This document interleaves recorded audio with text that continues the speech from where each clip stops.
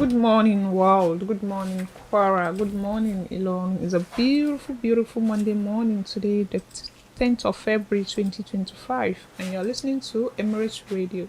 Today's newspaper review. I'm here, Latifah Ibrahim Arowona. It's me Um, this morning is Misturah Issa, good morning. Hope you have a lovely weekend.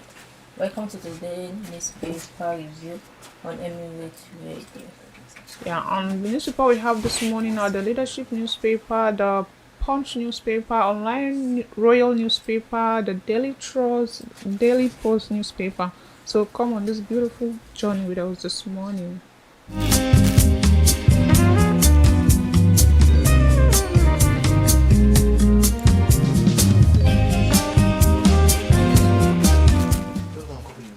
Snake money mustn't swallow $1.7 billion health fund. Article wants federal government. Former Vice President Atiku Abubakar has warned the federal government that claims of animals such as snakes, termites, gorillas, and monkeys swallowing public funds must never be the face of the funds budgeted for the critical sector of health in 2025 budget. In a statement on Sunday, Atiku urged President Bola Tinubu's administration to provide transparency on how the intervention fund will be allocated.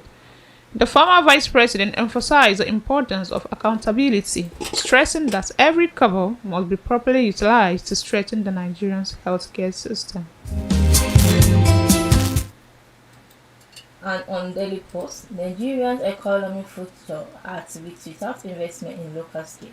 Former Katsina State Governor Aminu Bello Masari has cautioned that Nigerian economic progress will remain stagnant unless the country reduces its dependence on imports and prioritizes local production. Speaking at the media launch of the Nigerian Talent Exploration Challenge (NTEC) in Abuja over the weekend, Masari stressed that strengthening the naira, making energy more affordable, and achieving sustainable development require a shift toward domestic production.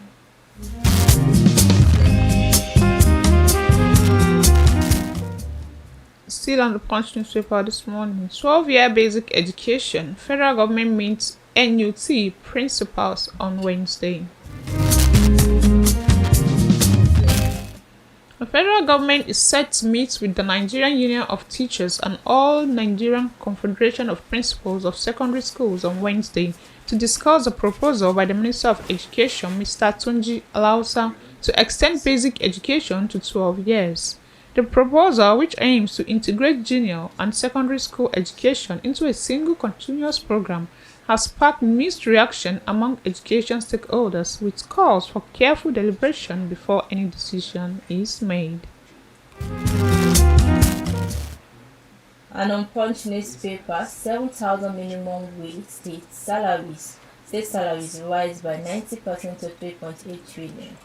The amount budgeted for personal costs, including salaries and allowances to state civil servants, has increased from 2.036 trillion spent in 2024 to 3.87 trillion in the approved 2025 budget. Although the 36 sub-national allocated to a total sum of 2.8 trillion as salary costs, it only paid out a total of 2.036 trillion within the 12 months of 2024, a reduction of 764 billion according to its budget implementation report.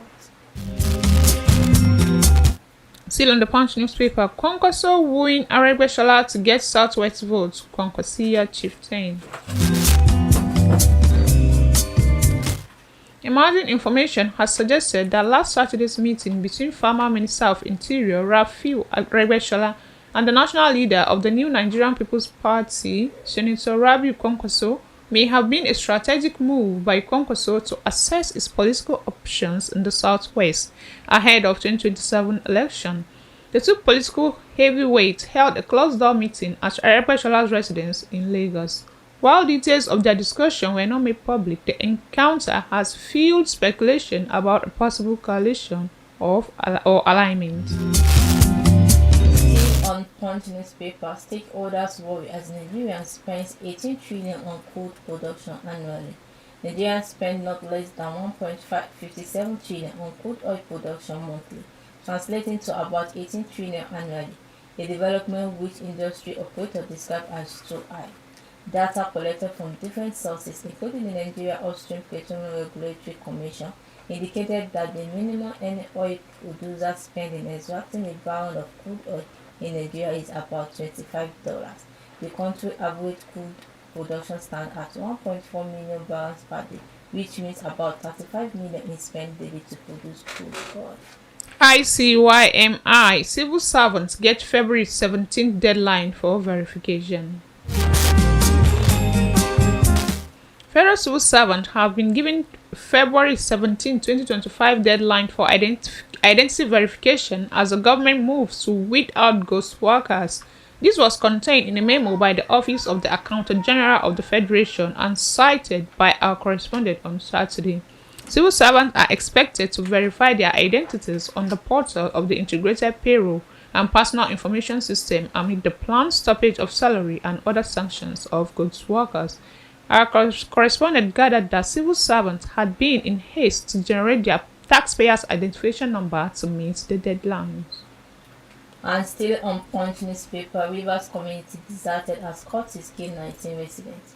No fewer than 19 people were fair killing renewed court clash in Ubele community in Umuahia local government area of Rivers State yesterday. The development has sparked panic in the area as residents have deserted the community for safety. It will be recalled that on Wednesday, unidentified gunmen believed to be members of the cult group invaded the community and killed 7 people, while the community was still reeling in the pain of the incident on Sunday morning. And on Daily Post newspaper this morning, proposal for 31 new states divides Nigeria. Since Thursday, February 6, when the House of Representatives announced the receipt of proposal for the creation of 31 new states in the 6 geopolitical zones of Nigeria in the ongoing review of the 1999 Constitution as amended, and its preparedness to consider the proposals once they comply with the stipulated guidelines, there have been a deluge of reaction from Nigerians. The reactions cut across all ages, religion, ethnicity, and profession, ranging from regional bodies to professionals and individuals. The proposed states, if created, will increase the number of states in the country from the current 36 to 67. Currently, Nigeria has 36 states with only 5 in the southeast. The southwest, south-south, north-central, and northeast have 6 states each, while the northwest have 7 states. A breakdown of the proposal revealed that in the North Central, the Green Chambers received requests for the creation of 7 states, including Benue, Ala, Akwa Ibom, and Upper State from the present Benue State. Still on Punch newspaper, Ogun committed to cleaner environment, says Commissioner. The Ogun State government has reaffirmed its commitment to ensuring a cleaner, safer, and healthier environment through sustainable environmental management strategy. This pledge was made by the Deputy Governor, Noimot Salako Oyedele, while declaring open the 2025 Management Retreat of the Ministry of Environment alongside the State Environmental Protection Agency and the State Waste Management Authority. Salako Oyedele emphasized that environmental cleanliness and sustainability are essential for economic growth, public health, and overall societal well-being. NDLEA foils major drug trafficking assault in Kano, nabbs suspects. The National Drug Law Enforcement Agency (NDLEA) has intensified its crackdown on illicit drug trade in Kano, intercepting large consignments of narcotics and arresting multiple suspects in a series of operations. In a statement released on Sunday, NDLEA spokesperson Femi Babafemi confirmed the arrest of 2 suspects, both 23-year-old, at Gadar Tamburwa on Zaria Road on February 3rd. According to him, the operatives recorded 15.396 pills of tramadol concealed inside a gas cylinder. And on Daily Post, Nigerian lawyer Falana slammed $5 million suit on Meta. Nigerian popular human rights lawyer Femi Falana-San has slammed a $5 million lawsuit against Meta Platform Incorporated, the parent company of Facebook, over alleged invasion of its privacy. This is according to a court document filed at the Lagos State High Court in February. In the suit, Falana claimed that Meta wrongly used its name, image, and voice in a false advertisement for health products on its platform, portraying him as suffering from post-stasis, a condition he says he has never had. Still on the Post newspaper this morning, Boko Haram commander wants Banki residents to repent or face execution. A suspected Boko Haram commander identified as Mulbuta has issued a threat to residents of Banki, a border town in Bama local government area of Borno State, warning them to repent before Ramadan or face execution. The threat, which has caused tension in the community, was revealed in a post on Sunday on the official website of security analyst Zagazola Makama. According to him, Mulbuta declared that those who fail to comply will be slaughtered like goats. Banki has suffered multiple attacks by Boko Haram insurgents in the past, and the latest warning has left residents concerned. Today on Daily Post, why I can't leave PDP despite crisis, Bode George.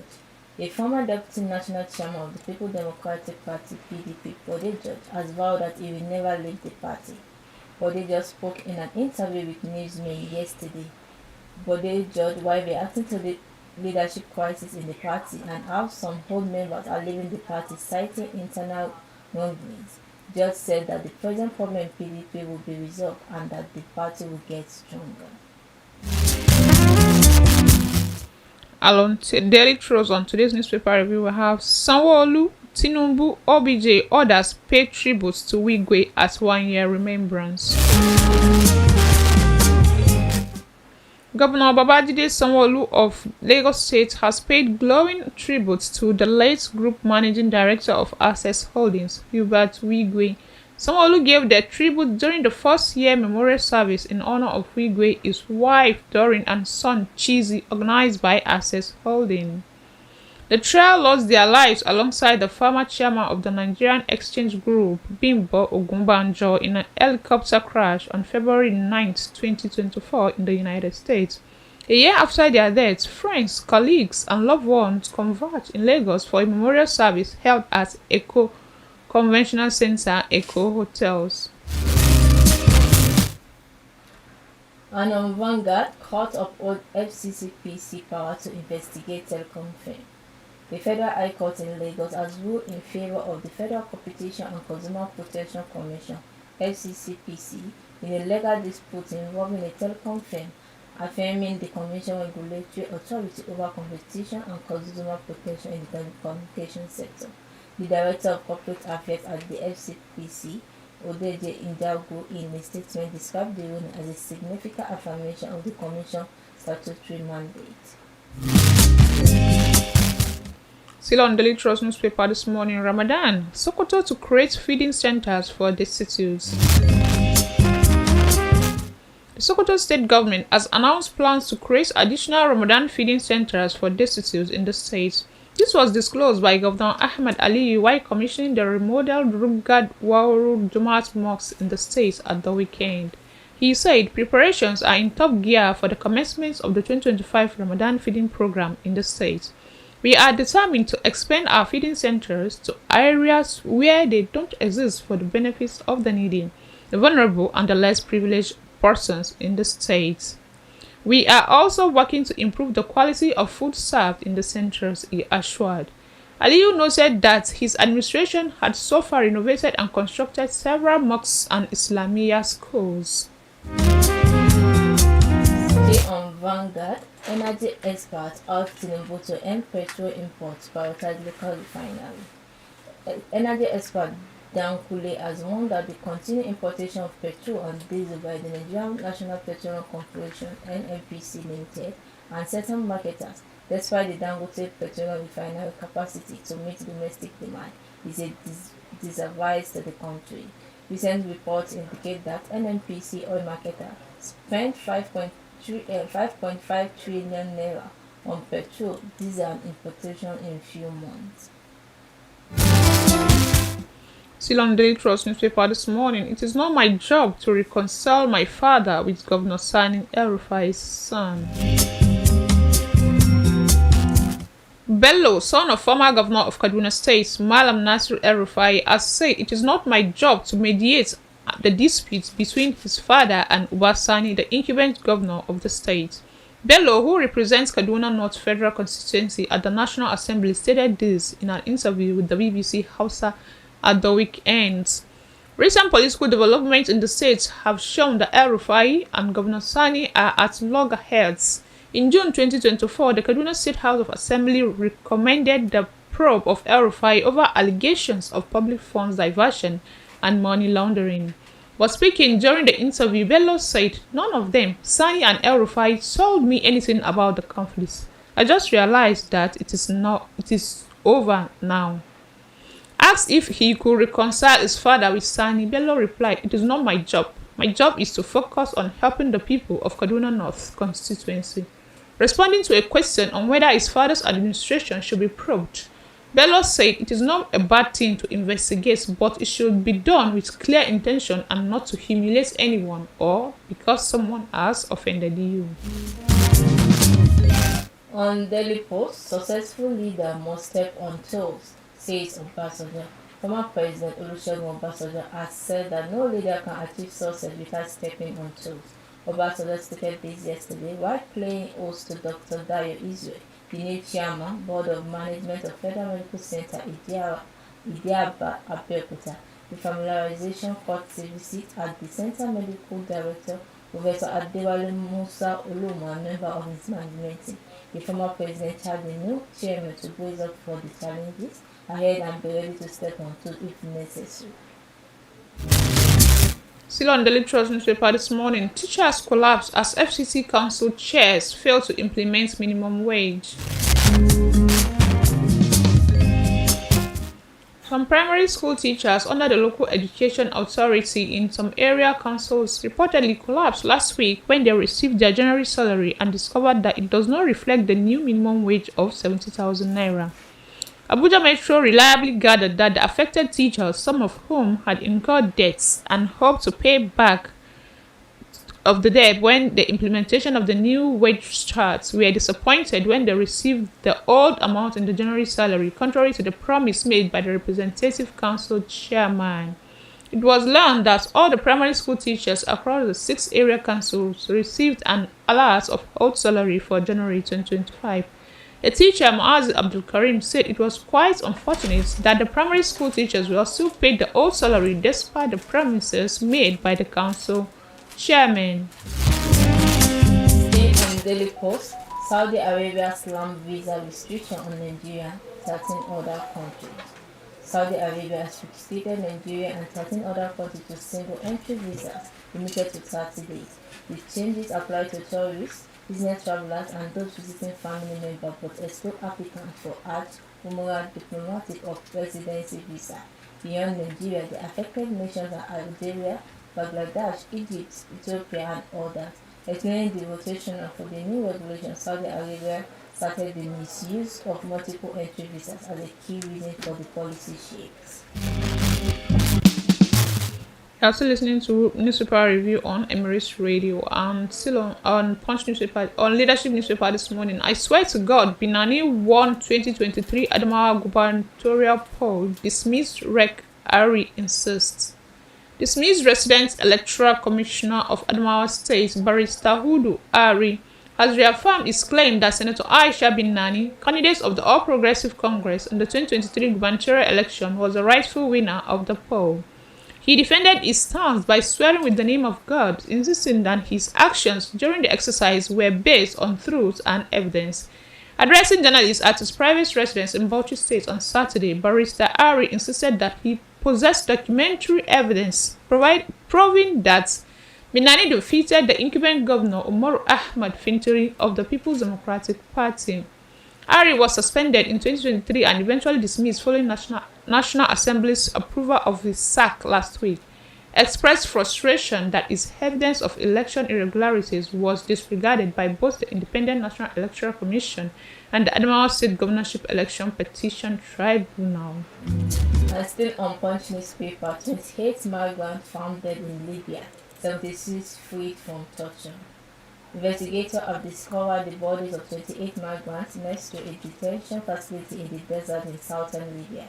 The Libya Attorney General Office discovered the grave north of the city of Kufa, where dozens of migrants had been detained, according to a statement issued yesterday. Security forces freed 76 migrants from the facility. A gang has presumably deprived illegal migrants of their liberty, tortured them and subjected them to cruel, degrading and inhuman treatment. Still on the leadership newspaper this morning, Lagos Speaker vows to fight against gender abuse. To raise more awareness and put an end to female genital mutilation, Speaker, Lagos State House of Assembly, Honorable Mojisola Lasbat Miranda has vowed to push for policies that protect girls. Miranda, in a statement issued to mark International Day of Zero Tolerance for Female Genital Mutilation, condemned the violation of human rights that affect millions of girls and women. This year's theme, Step Up the Pace, is to call to action. We must accelerate efforts to end this barbaric practice once and for all. It is not just the responsibility of government, but of every individual, whether a legislator, a health worker, a professional, or simply a concerned human being, she stated. Lagos High increase idea of the fund infrastructure. The Lagos State Government designed an increase in internally generated revenue to finance its ambitious infrastructure.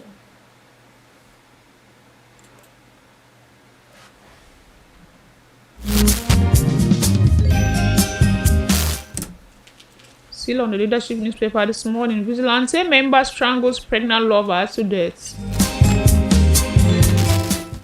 A member of the Okpare Vigilante Services, simply called Olu, has allegedly strangled his pregnant lover to death. The incident, which happened at Okpare Olomu in Ugeli South local government area of the Delta State, has thrown the area into confusion, leaving residents reeling in shock and horror. According to sources, Olu had been in an extramarital relationship with the pregnant woman, identified as Ejiro, resulting in her pregnancy. However, Olu allegedly pressured Ejiro to terminate the pregnancy, which she refused. The situation escalated on the evening of February 4, 2025, when Olu invited Ejiro, who is paternally from Ewu Kingdom and maternally from Ovu Town in Olomu Kingdom, to his residence, where an argument ensued. It was alleged that Olu severely beat Ejiro before strangling her to death, hired a wheelbarrow, and allegedly disposed of her body along Army Road, where it was discovered the following morning, February 5th, 2025. On Daily Post, China set to impose 15% tariff on U.S. energy vehicles. China is set to retaliatory tariff on select American imports. They will also carry out an antitrust investigation into Google tomorrow. This comes after a sweeping levy on Chinese products imposed by the President of the United States, Donald Trump. American tariffs on imports from Canada and Mexico were also set to go into effect tomorrow before Trump agreed to a 30-day pause as the two countries acted to address his concern about border security and drug trafficking. And on the online newspaper Royal News, Starlink Global donates 90 kVA solar inverter, Hilux van to Unilorin. An ingenious company, Starlink Global and Idol Limited, has donated a 90 kVA solar inverter to the University of Ilorin to address the electricity challenge facing the institution. The company also donated a Hilux van to enhance the operational capacity of the university. The solar inverter, which has already been installed at the administrative building, was commissioned while Vice Chancellor Professor Wahab Olashupo Egbewale's son, along with other principal officers, members of the Committee of Provost and Dean, directors, and officials of Starlink Global and Ideal Limited were in attendance. And lastly, on today's newspaper review on the online Royal News, service provider CSO cautions NACON SMPWBs against truncating smooth Hajj operations. A faith-based registered civil society organization, CSO, the Independent Hajj Reporters (IHR), has called on the leadership of the National Hajj Commission of Nigeria (NACON) and state Muslim pilgrim welfare boards to refrain from any action that could truncate the smooth operation of the forthcoming Hajj 2025. Responding to a reported squabbles between the NACON and SMPWBs over the choice of a service provider for Nigerians intending pilgrims, IHR said the issues, if not handled properly, can thwart the 2025 Hajj operations and deny Nigerians intending pilgrims who had registered an opportunity to perform this year's Hajj. The group had earlier reported that the chairman of NACON, Professor Abdullahi Saleh Usman, was planning to replace the service provider earlier engaged and whose contracts were signed by the NACON board last January, but which was opposed by the leadership of said boards.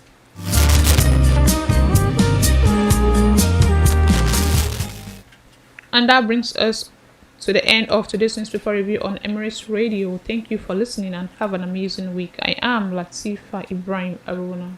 Misturah Issa. Thanks for listening.